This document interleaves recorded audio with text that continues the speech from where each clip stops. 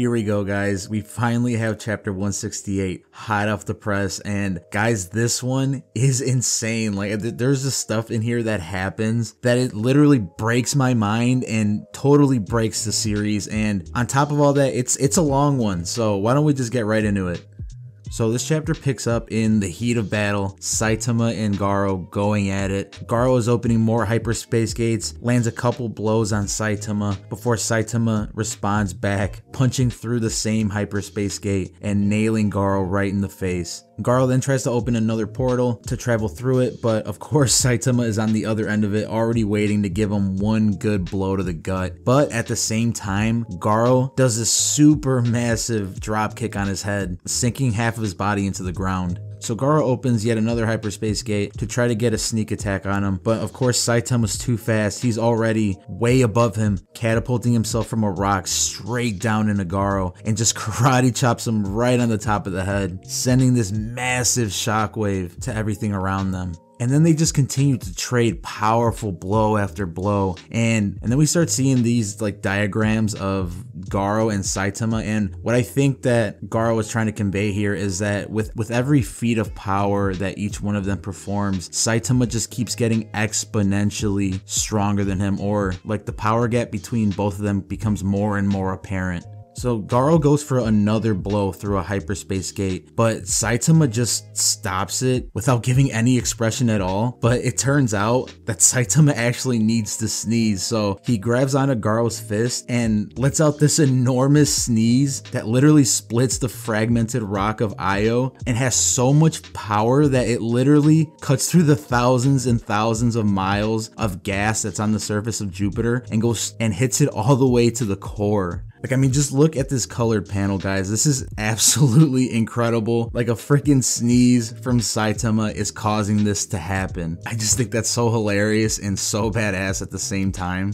So it appears that that sneeze actually catapulted them through the solar system, and as Garou lands another super massive blow on Saitama, he hops through a hyperspace gate and winds up outside of the planet Earth. And I don't know if Garou thinks he won this one, but that's very foolish of him because of course Saitama's right there behind him, waiting to give him another solid knock to the face. And before Garou can escape through another hyperspace gate, Saitama gets in front of him and nails him straight to the surface of Earth. And this blow actually starts cracking his Saitama mode shell and exposing his human face. So as soon as I saw this, I'm like, okay, this is coming to the end. Garou literally has like no more tricks in the book, right? So while Saitama is hanging over him, they start having this back and forth, and at some point, Garou looks over to Terio, who is passed out on the ground, or seemingly dead actually, and Garou is stunned by this. But for some reason, he gets up and just starts like manically running away from where Terio is. Maybe he's like totally destroyed by the fact that he killed him with his radiation, because we see that he's crying here and just like in complete despair, and as he's running, he just trips and falls flat on his face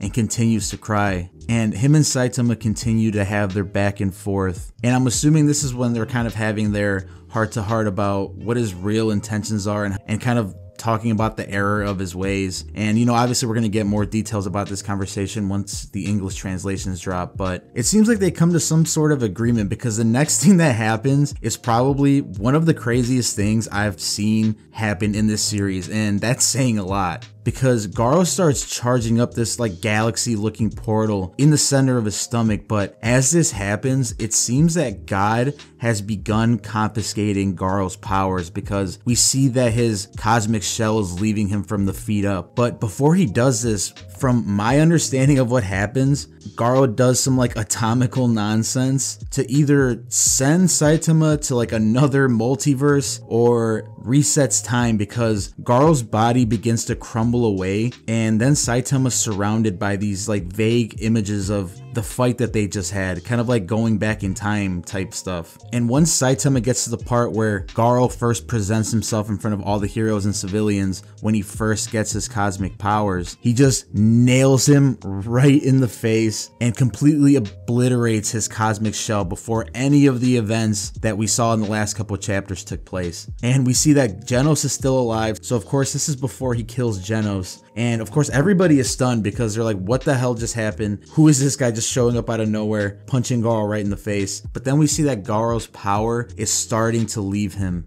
The part that got cracked off from Saitama's punch is where the power is starting to seep out. And as this is happening, we see that Saitama's, I guess future body and the current body that's there in that timeline merge together. And from what I'm guessing is that he doesn't keep his future memories because he looks super confused. And even funnier than that, he notices that he has Genos' core right in his hand and he has no bottom half to his pants, so he's like exposing the bottom half of his body and is like totally shocked by this, which I think is freaking hilarious. And to close out this chapter, we see Genos like jet stream right into Saitama's body, much like he did Garou, because I'm assuming he thought that Saitama was some kind of threat, and of course they're both confused by this, and this is where the chapter ends. So guys, there's a lot to unpack in this one. I'm gonna make a more detailed video talking about everything that happens in this chapter once the English translations come out, but for now, I mean, we get the freaking serious sneeze. We get Saitama and Garou having this outer space battle. We get Garou's face turn. We get this insane like time travel loophole that I didn't think was going to be a thing in One Punch Man. And very importantly, we get Genos back. So I don't know. I think this chapter was absolutely incredible. It was amazing, and it was the best possible conclusion to this fight that we could have had. But what do you guys think? Let me know in the comments what you guys think of this chapter and what you guys think about this whole like time travel or time reset thing going on to bring everybody back to life. Like I said, I'll be covering the English translations as soon as they come out and give more detailed thoughts on this chapter once they do.